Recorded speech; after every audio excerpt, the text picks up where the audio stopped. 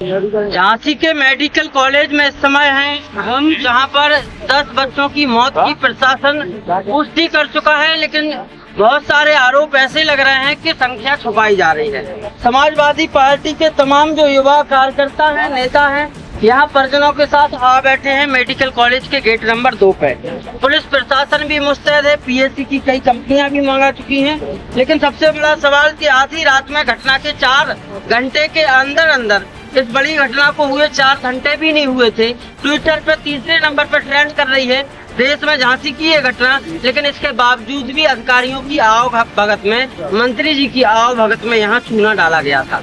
विपक्ष ने मुद्दा उठाया, मीडिया ने सवाल दागे, जिसके बाद डिप्टी सीएम ब्रजेश पाठक का अब इस मामले में बयान आया है। मेडिकल कॉलेज में हमारे पहुंचने से पहले कोई व्यक्ति सड़क के किनारे चूना डाल रहा है, जो कि बहुत ही दुखद है। मैं इसकी निंदा करता हूं और जिलाधिकारी महोदय से कहता हूं कि ऐसे व्यक्ति को चिन्हित करें जिसने चूना डलवाया, उसके खिलाफ कड़ी से कड़ी कार्रवाई करें।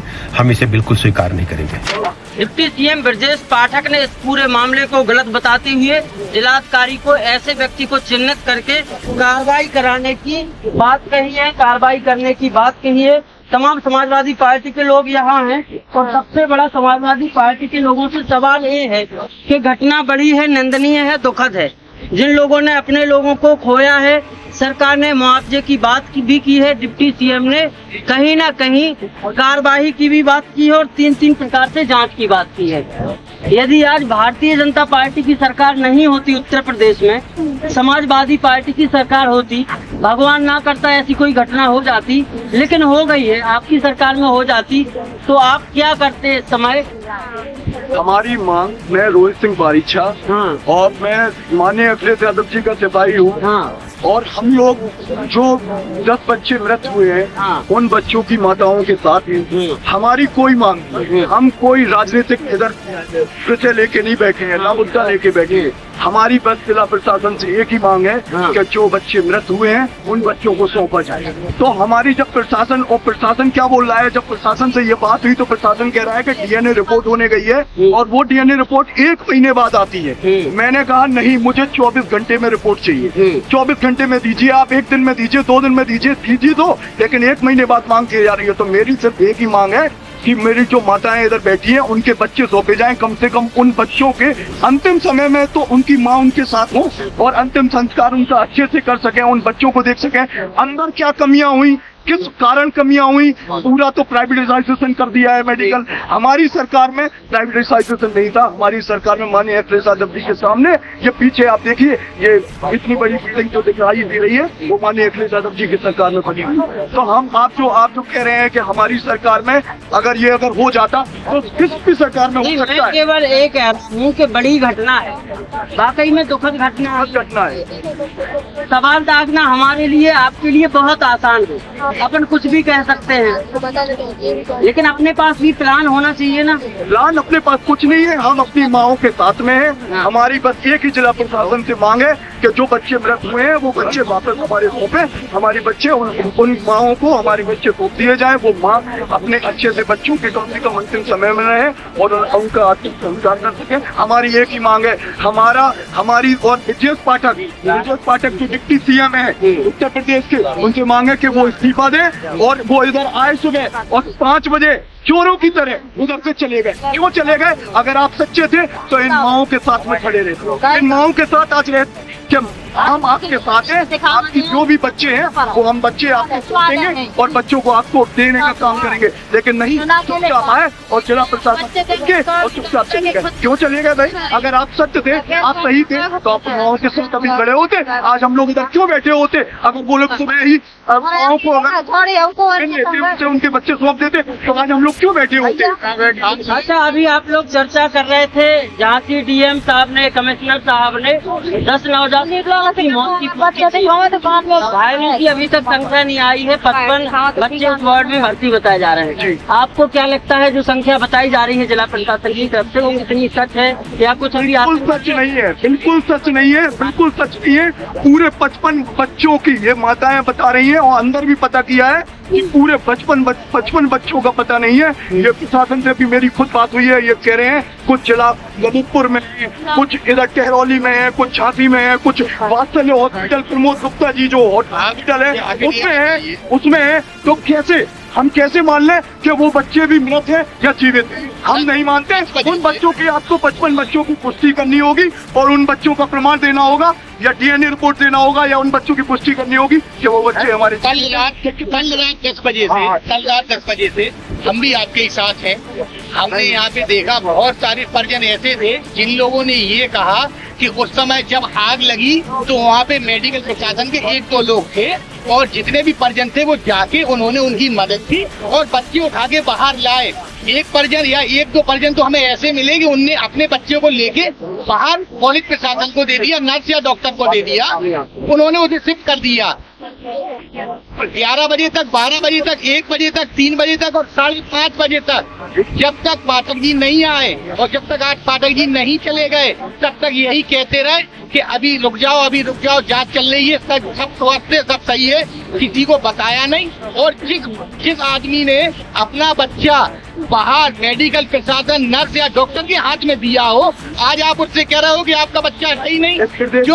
जो बॉडी है, जो मृतक बच्चे हैं, जो जली हुई लाशें हैं, उनसे कह रहे हैं कि इनमें से आप अपना बच्चा ढूंढ लो।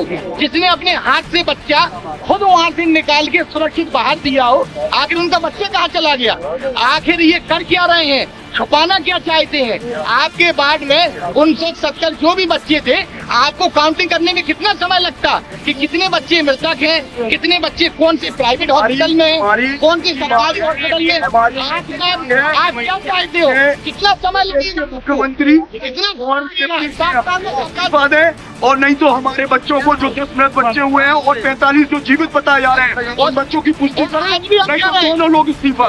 पाठक जी को चैलेंज देते हैं, आप अगर उप मुख्यमंत्री हैं, आप अगर स्वास्थ्य मंत्री हैं तो बर्खास्त करके दिखाइए मुख्यमंत्री जी के रिश्तेदार को, सेंगर साहब को, मुख्यमंत्री जी के सोजाती को बर्खास्त करके दिखाइए।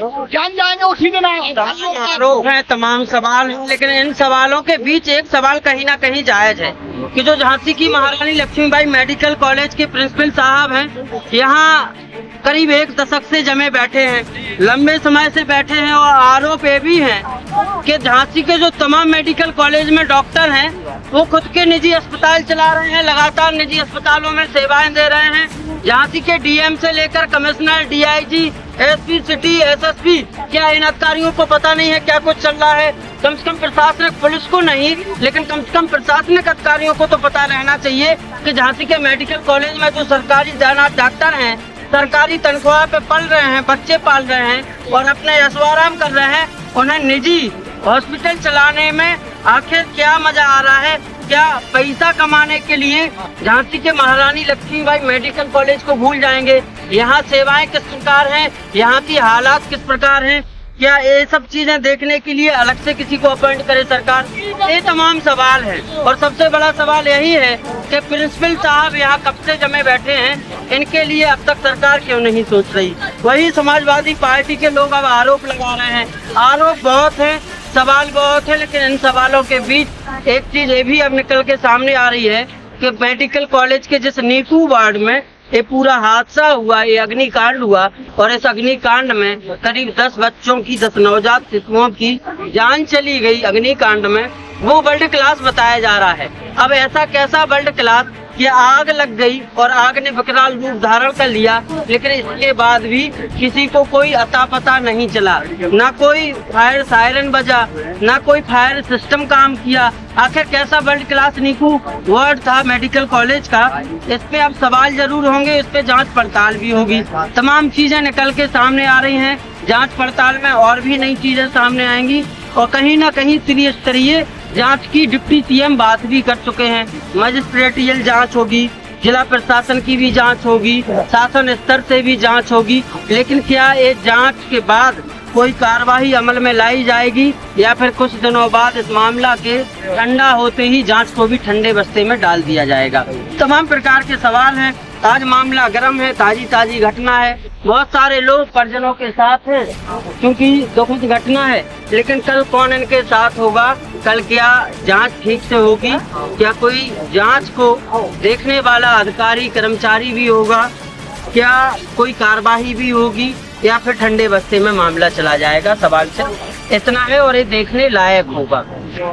और इसकी कहीं ना कहीं सरकार को एक नजीर पेश भी करना चाहिए कि यदि किसी की लापरवाही से कोई हादसा हुआ है इतना बड़ा, तो इस पे अब कार्रवाई होनी चाहिए। लेकिन कार्रवाई कब होगी ये देखने लायक होगा। तमाम लोग हैं, मुझे लगता है पूरी झांसी यहाँ रात में आ गई थी। झांसी के सारे जनप्रतिनिधि, सारे नेता, सारे जो राजनीतिक दल हैं उनके प्रतिनिधि यहाँ पहुँचे। सभी ने अपनी शोक संवेदनाएं भी व्यक्त की। अलग अलग प्रदेश के जिन तक भी ये सूचना पहुंच रही है झांसी की इस घटना की, सब लोग अपनी शोक संवेदनाएं व्यक्त कर रहे हैं। लेकिन असली खेल जांच में होता है। जांच कितनी सही हो पाएगी ये देखने लायक होगा। जांच के बाद कार्रवाई किस पे होती है? अक्सर देखा जाता है कि जब कार्रवाई की बात आती है तब किसी निचले कर्मचारी को बलि का बकरा बना दिया जाता है, लेकिन जब वाहवाही लूटने की बात आती है तो बड़े बड़े जिम्मेदार अफसर जो लगातार गायब रहते हैं, लूट खसोट में लगे रहते हैं, उनको हार माला पहना दिया जाता है। कहीं इस मामले में भी तो ऐसा ही नहीं होगा?